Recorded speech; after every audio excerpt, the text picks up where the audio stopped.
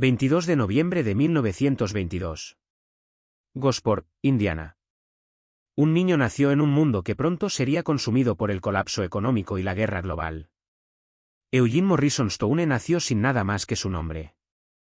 En un pequeño pueblo agrícola donde la mayoría de las familias lucharon durante la Gran Depresión, nadie podría haber predicho que este niño, que nunca asistiría a la universidad y pasaría sus primeros años instalando piezas de aviones en fábricas de California, algún día diseñaría el rifle militar más controvertido y ampliamente utilizado de la historia moderna.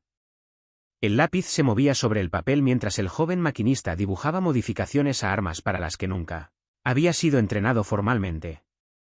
Trabajando hasta altas horas de la noche en su garaje de Long Beach después de sus turnos en Vega Aircraft Company, Stone intentaba resolver un problema que había frustrado a los diseñadores militares durante décadas. ¿Cómo se podría crear un rifle lo suficientemente ligero como para que los soldados lo lleven a través de selvas y montañas, lo suficientemente potente como para detener a un enemigo a 500 metros, pero lo suficientemente confiable como para funcionar en las condiciones más duras de la Tierra? Según todos los expertos en la industria de las armas de fuego, según el Cuerpo de Ordenanza del Ejército de los Estados Unidos, según la tradición que se remonta a la Guerra Civil estadounidense, la respuesta era simple. No pudiste. Un rifle automático verdaderamente liviano era imposible. La física no lo permitió. Los materiales no existían. Cualquiera que dijera lo contrario era un tonto o un fraude. Stone no era ninguna de las dos cosas. Simplemente estaba dispuesto a cuestionar suposiciones que todos los demás aceptaban como verdad.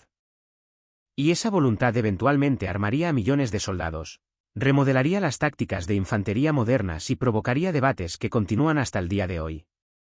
Era el año 1939. Eugene Stone acababa de graduarse de la escuela secundaria Polytechnic de Long Beach.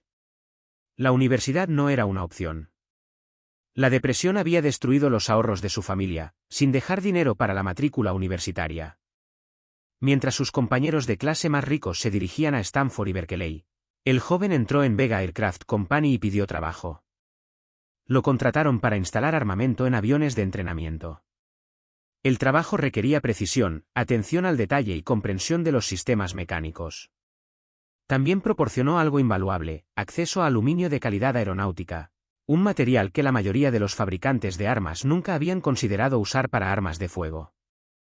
Durante generaciones, los fabricantes de rifles habían dependido de la madera y el acero, materiales tradicionales pesados y densos que podían resistir las fuerzas explosivas de la pólvora y el impacto del retroceso. El joven ingeniero observó estos materiales y vio limitaciones. El acero era fuerte pero pesado. La madera absorbió la humedad y se deformó. Ambos agregaron peso innecesario a las armas que los soldados tenían que transportar por millas. Pero el aluminio, el metal ligero utilizado en la construcción de aviones, ofrecía propiedades diferentes.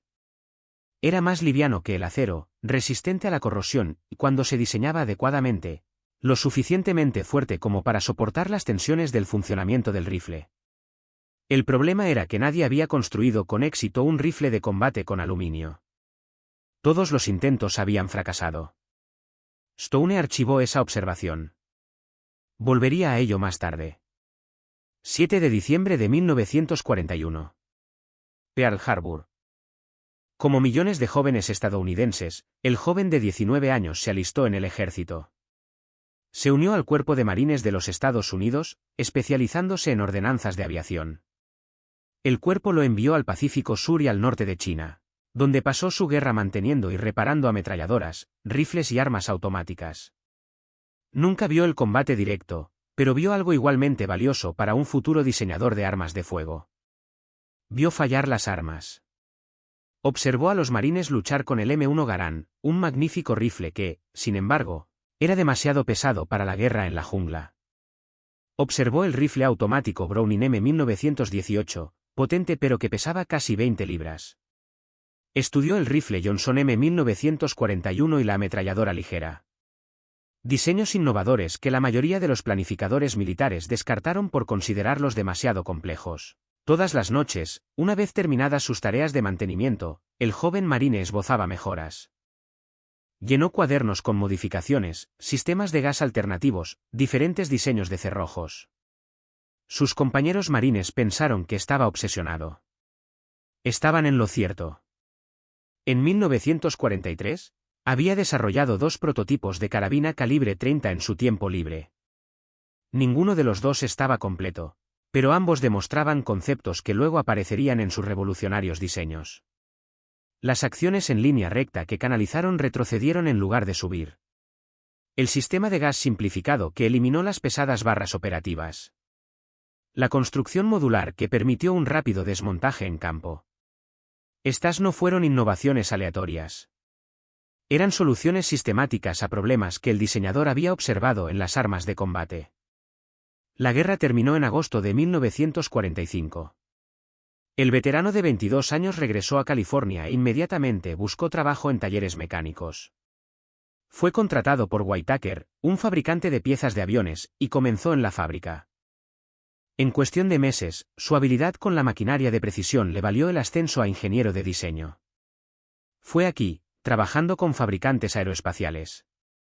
Técnicas de anillo, que perfeccionó su comprensión de cómo mecanizar aluminio de grado aeronáutico hasta tolerancias que serían aceptables para armas de fuego. El conocimiento resultaría crítico. Para 1954, había pasado casi una década, desempeñando diversos trabajos de ingeniería mientras continuaba diseñando armas de fuego en su garaje. Sus prototipos atrajeron la atención de los expertos en armas de fuego, pero ningún fabricante estaba dispuesto a invertir en la producción. Entonces llegó una oportunidad que lo cambiaría todo. Una pequeña empresa llamada Armalite, una división de Fairchild Engine Airplane Corporation, buscaba un ingeniero jefe de diseño. Armalite se fundó específicamente para llevar materiales y técnicas de fabricación modernos a la industria de las armas de fuego. Tenían menos de una docena de empleados. No tenían fábrica. Eran esencialmente una operación de investigación y desarrollo con la esperanza de otorgar licencias de sus diseños a fabricantes más grandes. Fue perfecto para el ingeniero autodidacta. Fue contratado el 4 de octubre de 1954 e inmediatamente se puso a trabajar en su proyecto más ambicioso hasta el momento. El ejército de los Estados Unidos había anunciado en 1955 que buscaban un reemplazo para el rifle M1 Garand. La nueva arma necesaria para disparar el estándar NATO 7. Cartucho de 62 milímetros, el mismo que utilizan la mayoría de las naciones aliadas.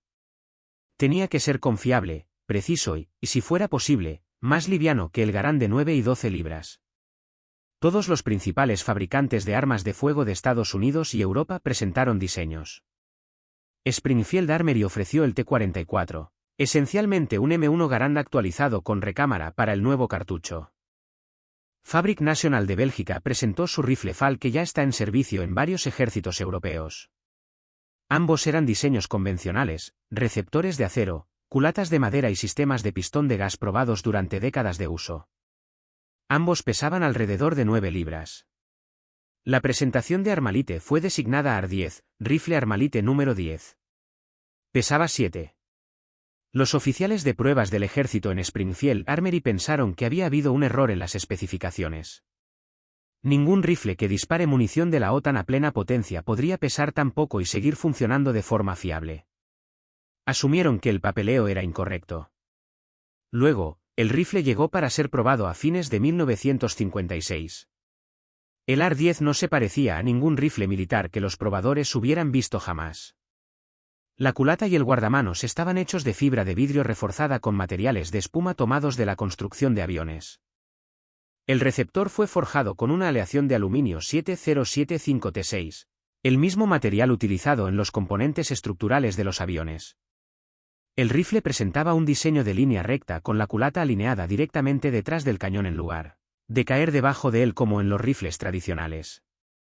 Esto significaba que las fuerzas de retroceso empujaban directamente hacia el hombro del tirador en lugar de hacer que la boca del cañón se elevara. El sistema gasista fue revolucionario. En lugar de utilizar una varilla operativa pesada como el M1 Garand o un sistema de pistón como el FAL, el diseño enraizó gases en expansión directamente desde el cañón a través de un tubo hasta el portacerrojos. Este sistema, comúnmente llamado impacto directo, aunque técnicamente es un sistema de gas en expansión interna, eliminó casi 2 libras de metal alternativo. Los primeros informes de las pruebas fueron entusiastas. Los evaluadores notaron que el AR-10 era el rifle más fácil de controlar en disparo automático que jamás habían probado. El diseño de línea recta combinado con una eficaz apertura del cañón hizo que el rifle fuera notablemente controlable a pesar de disparar potentes municiones de la OTAN. La precisión fue excelente. El rifle produjo consistentemente grupos de menos de 2 pulgadas a 100 yardas, mejor que el T-44 o el FAL. La confiabilidad fue buena en las pruebas iniciales. El receptor de aluminio no mostró signos de estrés o falla. Luego vinieron las pruebas de resistencia. El ejército sometió al AR-10 a pruebas de tortura diseñadas para revelar cualquier debilidad. Dispararon miles de balas a través del rifle sin limpieza ni mantenimiento. Los sometieron a variaciones extremas de temperatura. Los sumergieron en barro y arena. Y durante una prueba en particular, el cañón compuesto, un revestimiento de acero rodeado por una funda de aluminio, falló catastróficamente. El cañón estalló. El rifle quedó destruido. Los oficiales de pruebas del ejército escribieron su informe. El AR-10 fue rechazado. Reconocieron sus características innovadoras, su peso ligero y su controlabilidad, pero concluyeron que se necesitarían 5 años o más para resolver los problemas y llevarlo a la adopción. El ejército de los Estados Unidos seleccionó el T-44, que entró en producción como rifle M14 en 1957. El AR-10 había fallado. Pero el diseñador había aprendido algo crucial del fracaso. El cañón compuesto fue un error especificado por el presidente de Armalite a pesar de sus objeciones para ahorrar peso. Inmediatamente diseñó un cañón totalmente de acero para el AR-10. Demasiado tarde para las pruebas del ejército estadounidense, pero no demasiado tarde para otros clientes potenciales. En 1957, Armoralite otorgó la licencia de producción del AR-10 a Artillery Enringen, un fabricante de armas holandés. En los próximos años, la empresa holandesa produciría menos de 10.000 rifles AR-10 y los vendería a Sudán, Portugal y varios otros países. Los paracaidistas portugueses que utilizaron el AR-10 en las guerras coloniales africanas elogiaron su precisión y fiabilidad. Las tropas de la Legión extranjera francesa en Chad, que adquirieron algunos a través de diversos canales, informaron que era uno de los mejores rifles de combate que jamás habían usado. El AR-10 funcionó. Simplemente había llegado demasiado tarde y demasiado poco probado para los conservadores oficiales de adquisiciones militares estadounidenses que preferían los diseños tradicionales. Mientras se fabricaba el AR-10 en los Países Bajos, el ingeniero de Armorite ya estaba trabajando en su próximo diseño. Había demostrado que un rifle liviano podía funcionar con munición de máxima potencia. Pero en los círculos militares estaba surgiendo una pregunta. ¿Los soldados realmente necesitaban cartuchos de máxima potencia? Los estudios de la Segunda Guerra Mundial y la Guerra de Corea demostraron que la mayoría de los combates de infantería se producían a distancias inferiores a 300 yardas. A esas distancias, un cartucho más pequeño y liviano podría ser tan efectivo como el cartucho pesado de la OTAN, y los soldados podrían llevar mucha más munición. El Comando del Ejército Continental de los Estados Unidos emitió nuevos requisitos a principios de 1957. Querían un rifle liviano que disparara un cartucho de pequeño calibre y alta velocidad. La solución fue reducir el diseño del AR-10. La configuración en línea recta, el sistema de gas, el receptor de aluminio, la construcción modular, todo permaneció, pero todo fue dimensionado para un cartucho mucho más pequeño, el 223 Remington. Este cartucho deportivo, diseñado originalmente para la caza de alimañas, disparaba una pequeña bala que pesaba menos de 60 gramos a velocidades superiores a los 3.000 pies por persona. La alta velocidad significaba que la pequeña bala podía producir heridas devastadoras a pesar de su peso ligero. El cartucho pequeño significaba que un soldado podía llevar 300 cartuchos en lugar de 140 cartuchos de munición de la OTAN. El primer prototipo AR-15 se completó en mayo de 1957. Cuando estaba cargado con un cargador de 20 balas, el rifle pesaba solo 6 libras, menos de la mitad del peso del M14. Tenía 39 pulgadas de largo en comparación con las 44 pulgadas del M14. Podía disparar tanto en modo semiautomático como totalmente automático. Las primeras pruebas demostraron que podía penetrar un casco de acero a 500 yardas y un chaleco antibalas de infantería estándar a 300 yardas. La balística de la herida fue excepcional. La bala pequeña y de rápido movimiento se desviaría y fragmentaría al impactar en el tejido, creando heridas mucho más grandes que el diámetro de la bala. El ejército de los Estados Unidos probó el ARC-15 y lo desestimó. Acaban de adoptar el M14. No estaban interesados en otro rifle, en particular uno que disparara lo que consideraban un cartucho de alimañas. El Ordnance Corps, la rama responsable de la adquisición de armas, se opuso activamente al nuevo diseño. Algunos historiadores sugieren que la oposición fue personal. Armorite había rechazado una oferta del Ordnance Corps para adquirir los derechos de desarrollo del AR-10, temiendo que el ejército enterrara el diseño. El cuerpo de ordenanza no lo había olvidado. Habían invertido su reputación en la M14. No iban a admitir que habían elegido el rifle equivocado. Armalite intentó comercializar el ARC-15 entre ejércitos extranjeros.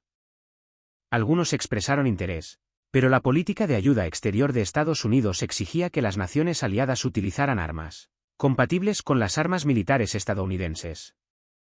Dado que el ARC-15 disparaba un cartucho diferente al M14, los posibles clientes extranjeros no podían comprarlo. En 1959, Armalite enfrentaba problemas financieros. Habían pasado años desarrollando el AR-10 y el AR-15, pero habían vendido muy pocos rifles. La empresa no tenía capacidad de fabricación y dependía exclusivamente de los derechos de licencia.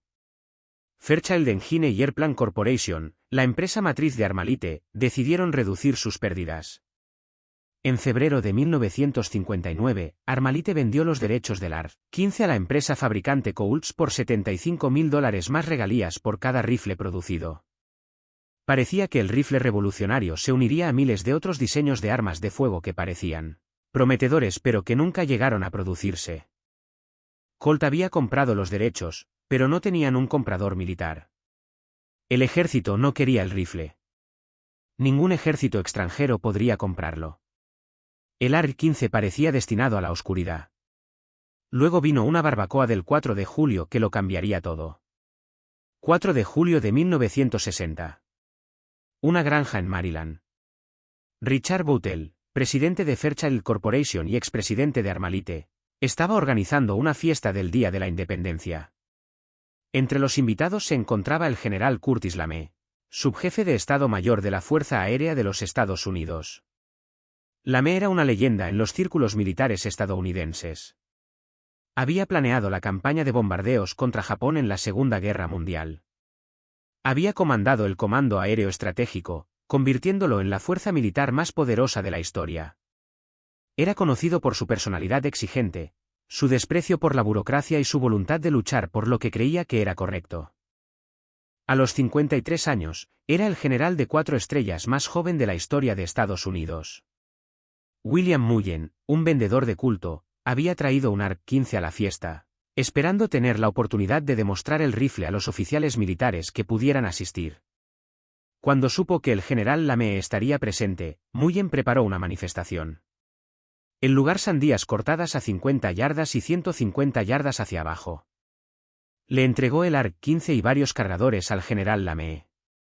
El general, un tirador experimentado, examinó brevemente el rifle y luego abrió fuego. Las sandías explotaron. Las diminutas 223 balas que viajaban a más de 3.000 pies por persona alcanzaron las sandías y provocaron que estallaran dramáticamente. LeMay disparó varios cargadores y alcanzó objetivos a distintas distancias. El rifle funcionó perfectamente. Cuando Mullen mencionó que quedaba una sandía, LeMay se negó a dispararle. «Comámonos al hijo de puta», dijo. La manifestación continuó mientras el general y otros invitados al partido comían la sandía superviviente. LeMay hizo preguntas detalladas sobre el diseño del rifle, su munición y sus capacidades de producción. Se enteró de que pesaba 6 libras cuando estaba cargado en comparación con las 9,12 libras del M14. Aprendió que un soldado promedio podía llevar 240 cartuchos de munición de 5,56 milímetros en comparación con 100 cartuchos de 7,62-62 milímetros. Se enteró de que las pruebas de puntería habían demostrado que el 43% de los tiradores de AR-15 calificaban como expertos en comparación con solo el 22% de los tiradores de M14. Al final de la fiesta, el general Curtis LeMay había tomado una decisión. Quería este rifle para la Fuerza Aérea. El personal de seguridad de la Fuerza Aérea todavía llevaba la carabina M1 de la Segunda Guerra Mundial, un arma inadecuada para proteger las bases aéreas contra posibles ataques enemigos. El ARC-15 les daría una potencia de fuego comparable a la de los rifles de infantería y, al mismo tiempo, seguiría siendo lo suficientemente ligero para las tropas de seguridad que necesitaban movilidad. LeMay hizo un pedido de 8.500 fusiles y 8,5 millones de municiones en el acto. En una barbacoa del 4 de julio a base de disparar sandías. Hubo un problema. El ejército de los Estados Unidos controlaba todas las adquisiciones de rifles para todas las ramas del ejército. Para que la Fuerza Aérea reciba ARC-15, el ejército tendría que aprobar la compra. El ejército ya había rechazado el ARC-15. No estaban dispuestos a revertir esa decisión, sobre todo porque un general de la Fuerza Aérea quería el rifle. El general Maxwell Taylor, presidente del Estado Mayor Conjunto, advirtió al presidente John F. Kennedy que tener dos calibres de rifle diferentes en el sistema militar sería problemático. La solicitud de LeMay fue denegada. Curtis LeMay no aceptó fácilmente la derrota. Durante los 2 años siguientes, emprendería una de las campañas más persistentes en la historia de adquisiciones militares estadounidenses. El vicejefe de Estado Mayor de la Fuerza Aérea presentó solicitudes formales. Asistió a reuniones en el Pentágono. Proporcionó datos de pruebas de la Fuerza Aérea que muestran la superioridad del ARC-15 sobre el M-14. Dejó en claro que las objeciones del ejército se basaban en el orgullo institucional más que en una evaluación objetiva. En el verano de 1961, LeMay fue ascendido a jefe de Estado Mayor de la Fuerza Aérea, el oficial de mayor rango del servicio. Desde este cargo, tuvo acceso directo al presidente Kennedy y al secretario de Defensa, Robert M. McNamara. Inmediatamente solicitó la aprobación de 80.000 ARC-15 para equipar a toda la Fuerza Aérea. Una vez más, la solicitud fue denegada. El general era legendario por su falta de voluntad para renunciar. Presentó una segunda solicitud. Presentó una tercera solicitud. En cada ocasión, los oficiales del ejército bloquearon la adquisición, argumentando que el M-14 era superior y que tener dos calibres diferentes en el sistema militar crearía problemas logísticos. LeMay respondió señalando que la Fuerza Aérea ya utilizaba armas diferentes a las del ejército en muchas categorías. El debate se prolongó durante 1961 y 1962. Mientras tanto, los acontecimientos en el sudeste asiático estaban creando presión para conseguir un arma de infantería mejor. Los asesores militares estadounidenses en Vietnam del Sur informaban que el Vietcong, armado con rifles soviéticos AK-47, superaba en armas a las tropas de Vietnam del Sur armadas con M1 Garand. El AK-47 disparó un cartucho intermedio similar en concepto al cartucho de 5,56 milímetros del ARC-15. Era más ligero que los rifles de la OTAN, más fácil de controlar con fuego automático y mortalmente eficaz en la guerra en la jungla.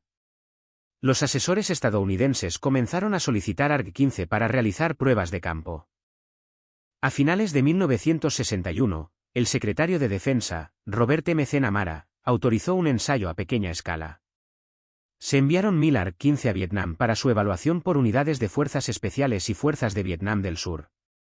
Los informes volvieron con entusiasmo. Los soldados de las fuerzas especiales informaron que el ARC-15 era ideal para el combate en la jungla. Era lo suficientemente ligero como para atravesar la espesa vegetación. Era lo suficientemente corto como para manejarlo en espacios reducidos. El pequeño cartucho permitía a los soldados llevar suficiente munición para patrullas prolongadas. A pesar de su pequeño tamaño, el rifle era devastadoramente eficaz contra las tropas enemigas. Las balas ligeras de alta velocidad estaban produciendo heridas graves. Las tropas de Vietnam del Sur que recibieron ARC-15 para realizar pruebas se negaron a devolverlos. Informaron que el peso ligero y la capacidad de control del rifle lo hacían muy superior a sus armas existentes. Algunos soldados vietnamitas dijeron que el ARC-15 les hacía sentir como si tuvieran la potencia de fuego de 3 hombres. El secretario de Defensa, Robert M. McNamara, recibía ahora 2 opiniones completamente contradictorias. El ejército insiste de el M-14 era superior y el ARC-15 era inadecuado para el servicio militar. Los informes de campo de la Fuerza Aérea, las Fuerzas Especiales y los vietnamitas insistieron en que el AR-15 era dramáticamente mejor. McNamara ordenó pruebas adicionales. A principios de 1962, realizó un nuevo estudio para comparar directamente el AR-15, el M-14 y el AK-47 soviético. El estudio conocido como Informe Hitch se publicó en el verano de 1962. La conclusión fue devastadora para el ejército. El AR-15 fue superior al M-14 en todas las categorías mensurables. Los soldados armados con AR-15 podían transportar más municiones, alcanzar objetivos de manera más confiable y mantener sus armas más fácilmente que los soldados armados con M-14. El estudio fue más allá.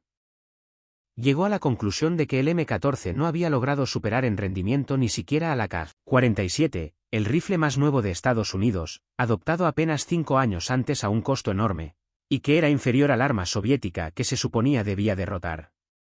El ejército contraatacó. Afirmaron que las pruebas estaban sesgadas. Realizaron sus propias evaluaciones mostrando la superioridad del M-14.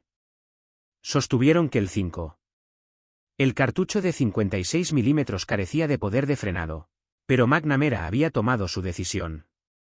En noviembre de 1962, aprobó la adquisición inicial de AR-15 para la Fuerza Aérea y las Fuerzas Especiales del Ejército. El general Lame finalmente recibió la aprobación para sus rifles, aunque no los 80.000 que había solicitado. Su perseverancia había dado sus frutos. Los primeros envíos de 8.500 rifles llegaron en mayo de 1962, casi 2 años después de su pedido inicial en la barbacoa de Maryland. El rifle pasó a denominarse M16. Colt había realizado varias modificaciones al diseño original del AR-15, en particular moviendo la manija de carga desde debajo del asa de transporte a la parte trasera del receptor. La producción comenzó a aumentar. En noviembre de 1963, McNamara encargó 104.000 rifles, 85.000 XM-16E1 para el ejército y la infantería de marina, 19.000 M16 para la Fuerza Aérea. El contrato por valor de 13,5 millones se adjudicó a Colt el 4 de noviembre de 1963. A finales de 1963, se estaban fabricando decenas de miles de M16 y, a principios de 1964, los primeros grandes envíos comenzaron a llegar a Vietnam. El ejército, todavía escéptico ante el nuevo rifle, comenzó a reemplazar el M14 por el M16 en las unidades desplegadas en Vietnam. Lo imposible se había hecho realidad. Un rifle liviano que disparaba un cartucho pequeño estaba reemplazando al rifle pesado tradicional que los planificadores militares habían insistido en que era necesario. Todo parecía perfecto. El M16 era más ligero, más fácil de disparar y más controlable en disparo automático. Los soldados podían llevar el doble de munición. El rifle había funcionado perfectamente en todas las pruebas oficiales. Y entonces los soldados en Vietnam empezaron a morir porque sus rifles se atascaban. Los informes comenzaron a llegar a finales de 1965. Los M16 no funcionaban correctamente en combate. Los rifles no lograban extraer los cartuchos gastados, dejándolos atrapados en la recámara. Los soldados fueron encontrados muertos, con sus rifles desmontados a su lado, tratando desesperadamente de despejar los atascos mientras estaban bajo fuego enemigo. Los marines escribieron cartas a casa describiendo sus rifles como chatarra.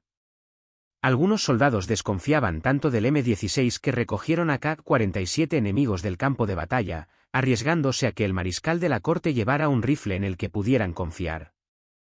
Los padres recibieron cartas de sus hijos describiendo rifles que se atascaban cada pocos disparos.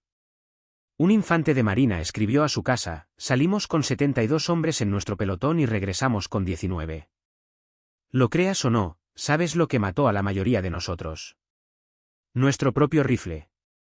Prácticamente cada uno de nuestros muertos fue encontrado con su M16 derribado junto a él, donde había estado tratando de arreglarlo. La tasa de averías era asombrosa. En una encuesta realizada en 1967, el 80% de 1.585 soldados informaron haber experimentado interrupciones mientras disparaban. El M16, el rifle que se suponía daría a los soldados estadounidenses una ventaja sobre el enemigo, se había convertido en un lastre. Los soldados comenzaron a llamarlo el juguete Mattel, en honor a la empresa de juguetes de plástico.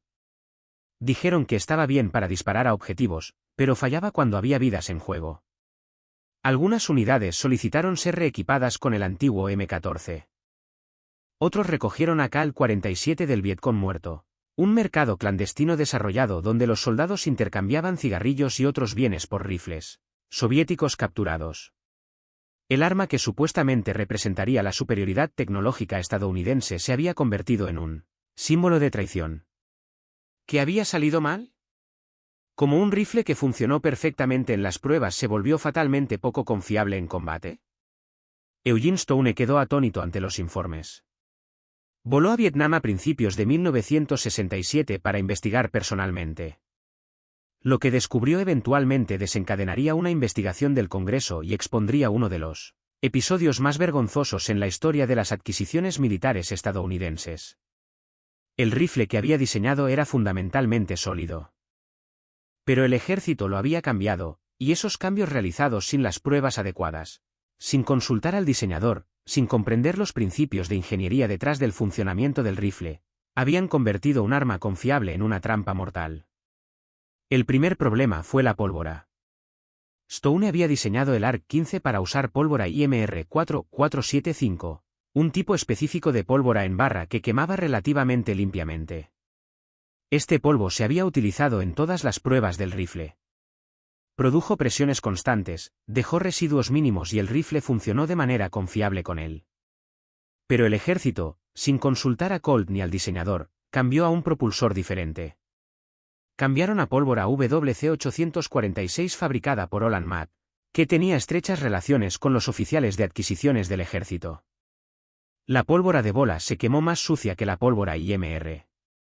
Dejó más residuos en la recámara y en el cerrojo.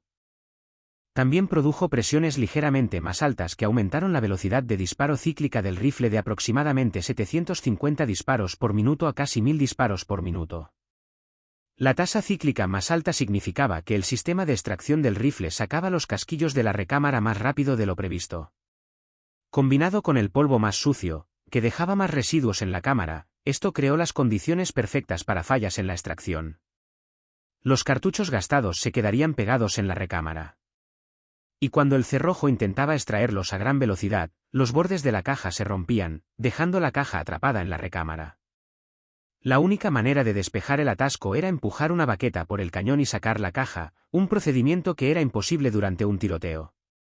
El segundo problema era el cromado, o más bien la falta del mismo.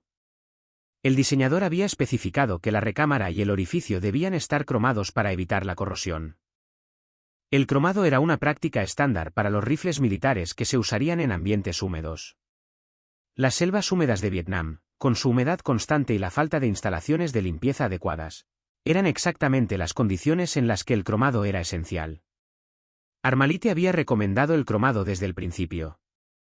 Colt había solicitado específicamente el cromado en sus comunicaciones con los oficiales de adquisiciones del ejército, pero el ejército, buscando ahorrar dinero, eliminó la especificación del cromado.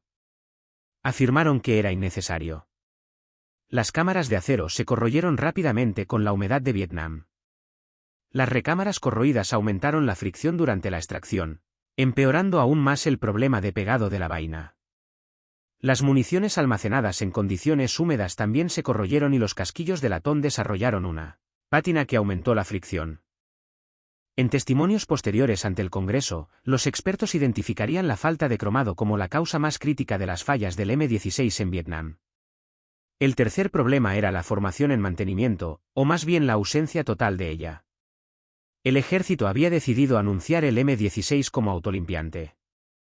Dijeron a los soldados que el rifle no necesitaba mantenimiento regular. No se entregaron kits de limpieza a las tropas. No se distribuyeron manuales técnicos.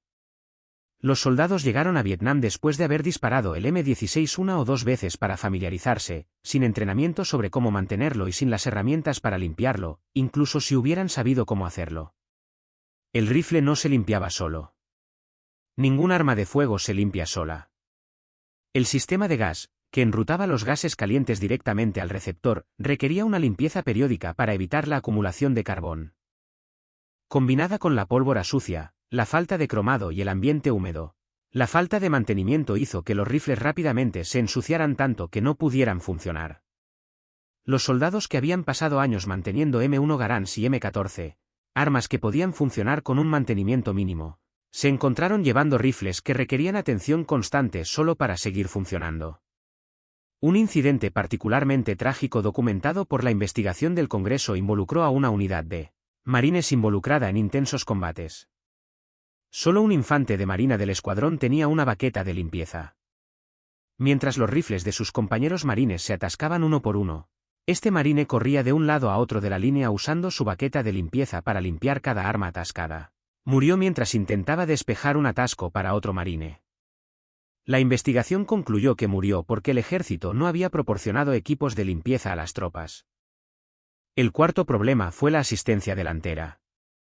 El diseño original del ARC-15 no tenía asistencia hacia adelante, un dispositivo que permitía al tirador empujar manualmente el cerrojo hacia adelante si no se cerraba por completo. El diseñador había omitido deliberadamente esta característica.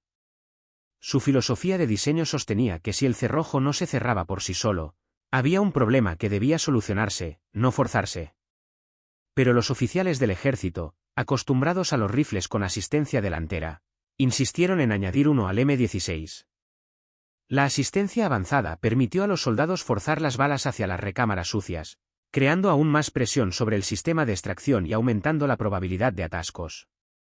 Las pruebas realizadas en el arsenal de Rock Island habían demostrado que forzar el cerrojo hacia adelante podría provocar graves fallos de extracción, pero el ejército ignoró estos hallazgos. A principios de 1967, el desastre del M16 se había convertido en un escándalo nacional. Los padres escribían a los congresistas. Los periódicos publicaban artículos sobre fusiles defectuosos. Los soldados morían no por la acción del enemigo, sino porque les habían fallado las armas. El 15 de mayo de 1967, el representante Richard E. Cord de Missouri convocó un subcomité especial sobre el programa del rifle M16. Las audiencias continuaron hasta el 22 de agosto de 1967, convocando a cientos de testigos y produciendo un informe que sigue siendo uno de los documentos más condenatorios de la historia militar estadounidense. Eugene Stone testificó ante el subcomité. Explicó que el ejército había cambiado su diseño sin consultarlo. Demostró que con pólvora IMR, cromado adecuado y mantenimiento adecuado, el M16 era tan confiable como cualquier rifle militar jamás producido. Trajo documentación que demostraba que había recomendado el cromado desde el principio. Presentó datos de pruebas que demuestran que el rifle funciona perfectamente con la munición correcta. Los representantes de la secta testificaron que habían advertido al ejército sobre los problemas con la pólvora, pero que no les hicieron caso. Presentaron documentación que demostraba que Colt había recomendado específicamente el cromado, pero la especificación se había eliminado para ahorrar dinero. Describieron cómo los oficiales de adquisiciones del ejército los habían presionado para que aceptaran cambios que los ingenieros de las sectas sabían que causarían problemas.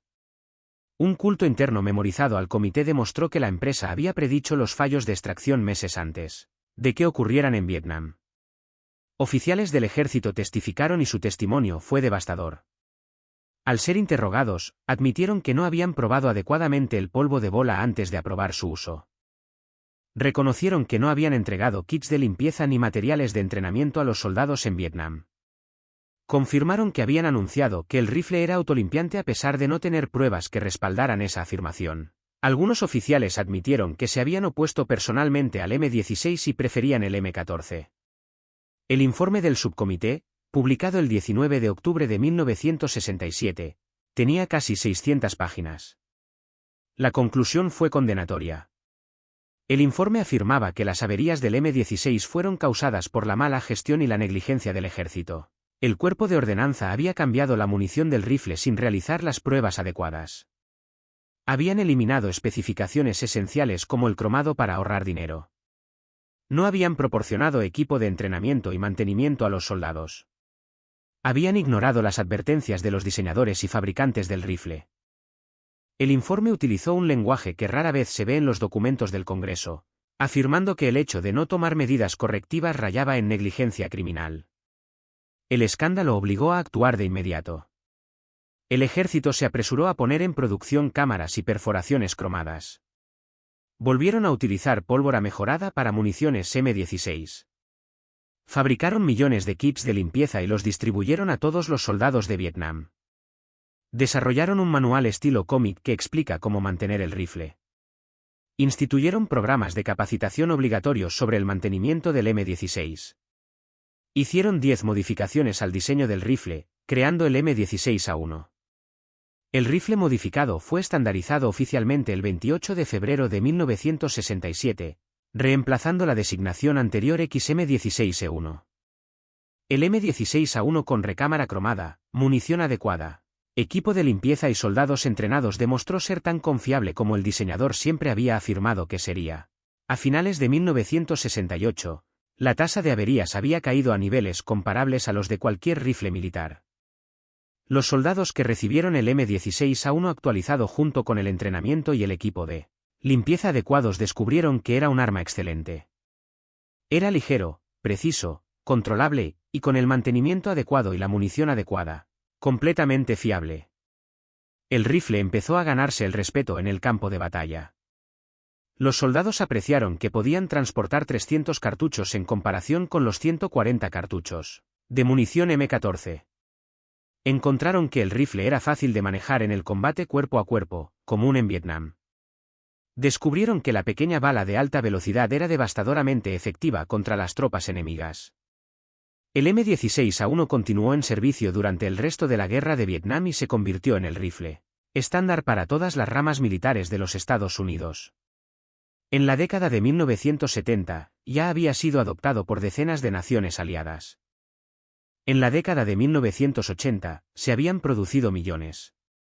El rifle siguió evolucionando.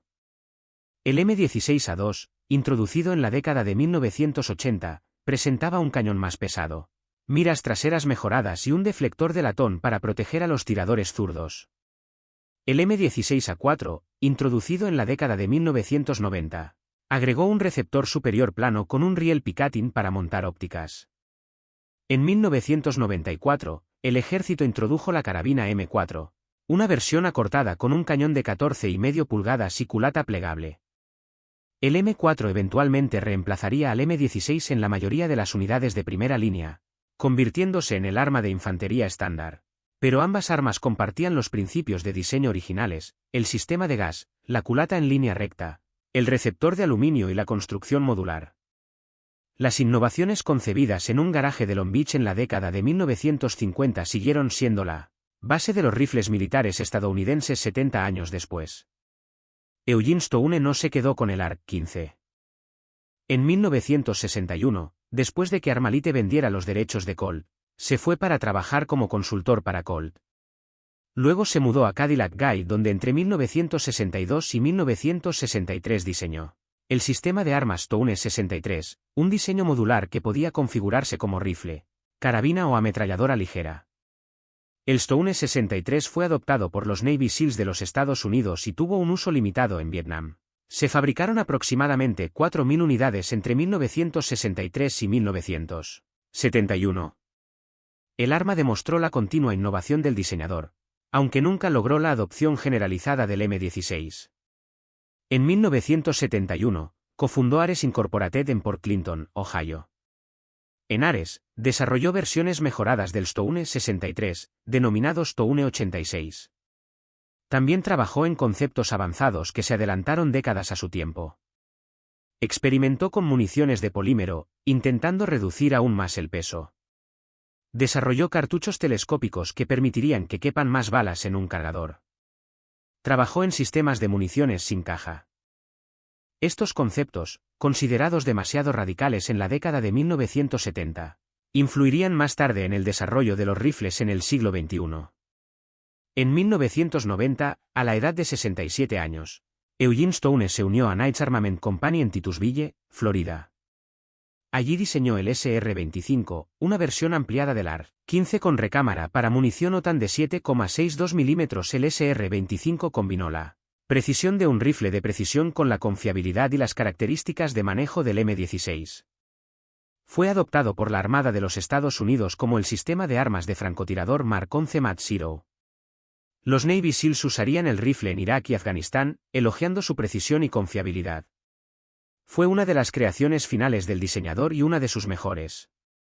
El SR-25 demostró que el diseño básico del AR-15 se podía ampliar con éxito para cartuchos más grandes, validando conceptos que había explorado por primera vez con el AR-1000 40 años antes.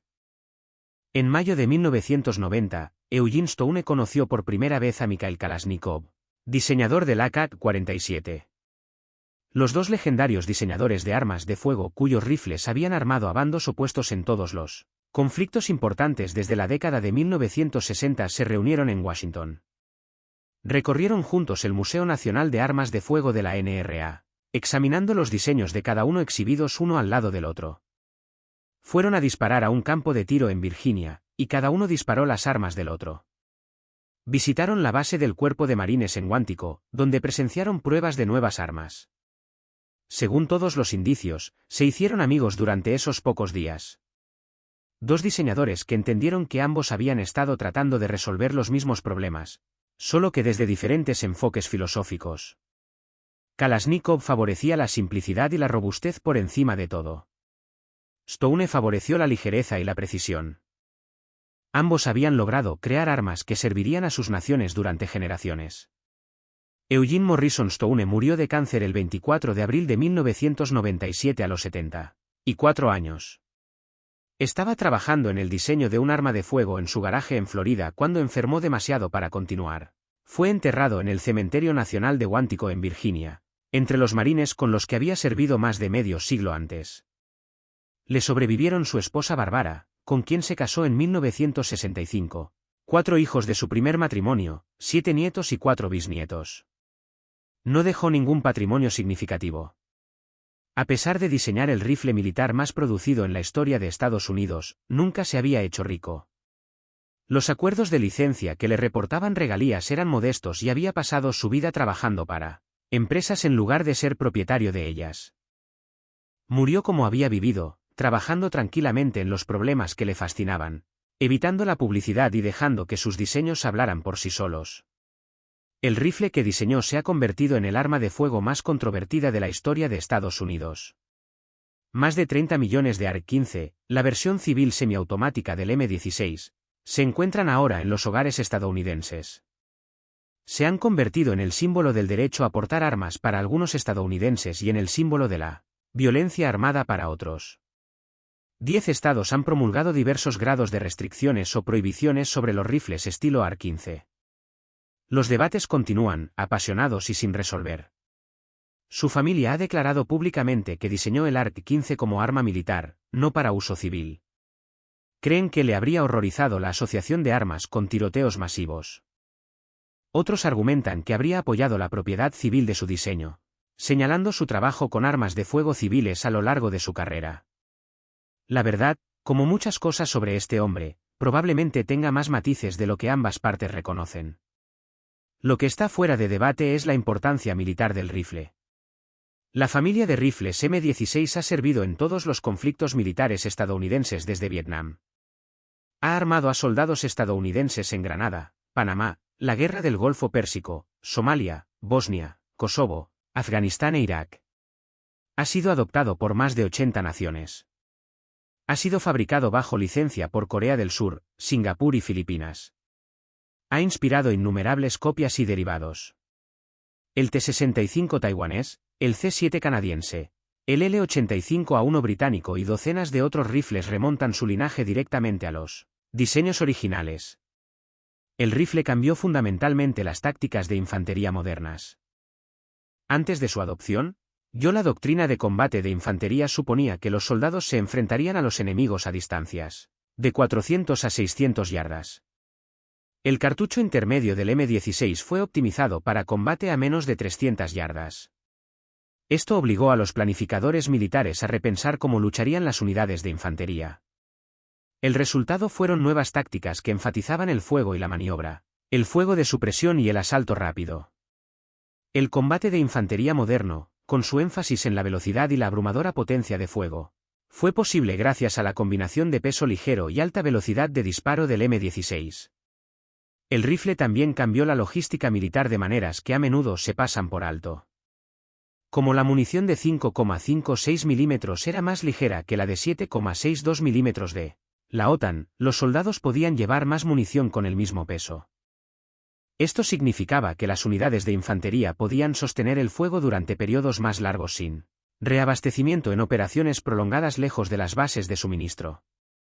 Esta fue una ventaja crítica.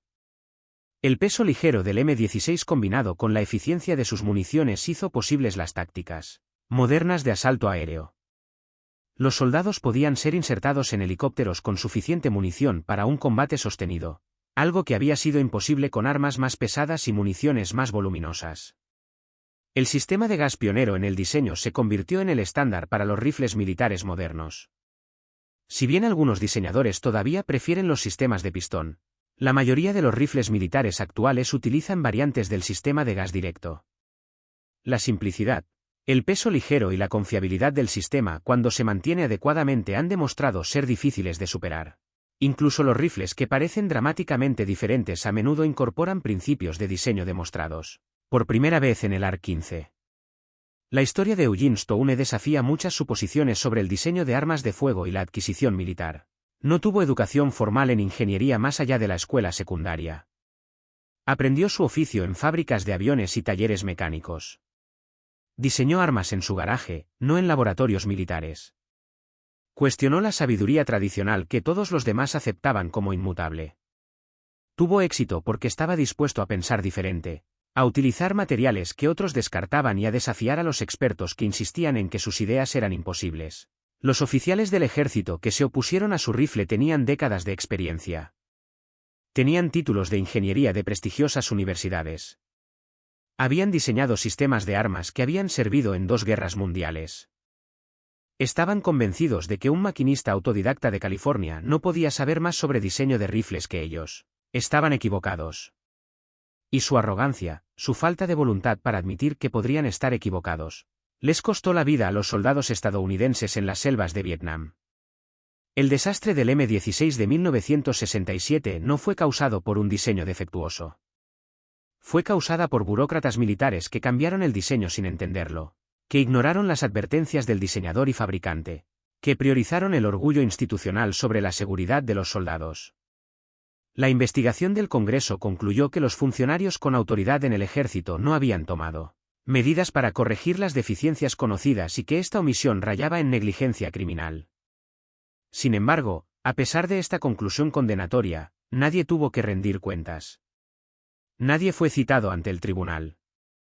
Nadie fue relevado del mando. La cultura institucional que había creado el desastre permaneció prácticamente sin cambios.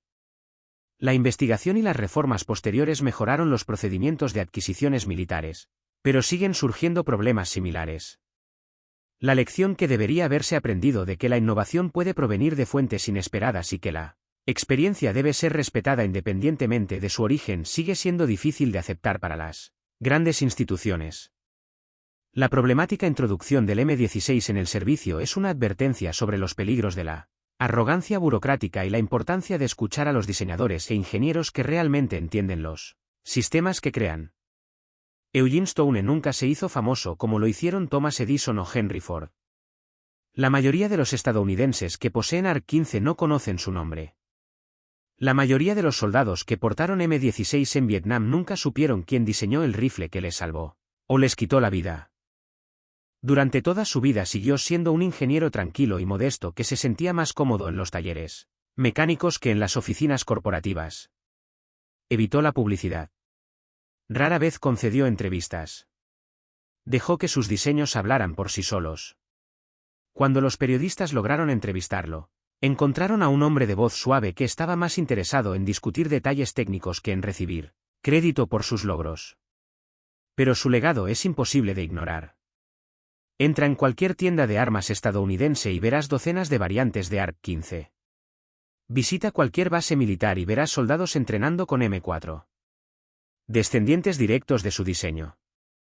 Mire los manuales de tácticas de infantería de cualquier ejército moderno y verá doctrinas que suponen que los soldados portan armas con las características integradas en el ARC-15. Su rifle se convirtió en el estándar con el que se miden todos los demás rifles de infantería. Cuando las naciones desarrollan nuevos rifles militares, los comparan con el M16. Cuando los soldados debaten los méritos de diferentes armas, el M16 es la base. Las estadísticas cuentan la historia de un éxito sin precedentes. Se han producido aproximadamente 8 millones de rifles M16 para uso militar en todo el mundo. Se han producido millones más de la carabina M4, un derivado de la M16. Se han vendido más de 30 millones de rifles ARC-15 a civiles estadounidenses, lo que la convierte en la plataforma de rifles más popular de Estados Unidos. El rifle se ha fabricado en más de una docena de países. Ha participado en más de 100 conflictos. Tiene soldados armados de más de 80 naciones. Ha sido el arma principal del ejército de los Estados Unidos durante más de 60 años, más tiempo que cualquier otro rifle en la historia de Estados Unidos. Y no muestra signos de ser reemplazado. El ejército de los Estados Unidos ha llevado a cabo múltiples programas que buscan reemplazar el M16 y el M4 con nuevos rifles. Todos han llegado a la conclusión de que ningún diseño disponible actualmente ofrece ventajas suficientes para justificar el enorme coste de cambiar a un nuevo sistema de armas. El último intento, el programa de armas de escuadrón de próxima generación, ha producido un nuevo rifle, pero el reemplazo completo del M4 tomará décadas, si es que ocurre. Es probable que el M4 siga siendo el principal rifle de infantería de Estados Unidos en los años venideros. Eugene Stone demostró que una persona que trabaja con determinación e inteligencia puede cambiar el mundo. Demostró que la educación formal no es necesaria para la innovación. Demostró que cuestionar la sabiduría aceptada puede conducir a avances que los expertos pasan por alto. Demostró que los materiales livianos y los diseños no convencionales pueden tener éxito donde los enfoques tradicionales fracasan. Y demostró, aunque no vivió para verlo plenamente realizado, que la buena ingeniería eventualmente superará la resistencia burocrática y la inercia institucional. El rifle que dijeron que no se podía fabricar se convirtió en el rifle que definió la guerra de infantería moderna.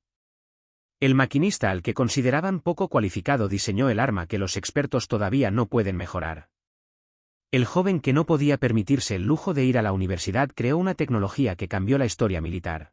Eugene Morrison Stone, nacido en un pequeño pueblo de Indiana durante una depresión económica, murió habiendo logrado lo que se propuso. Diseñó y construyó el rifle de infantería más eficaz que el mundo jamás haya visto.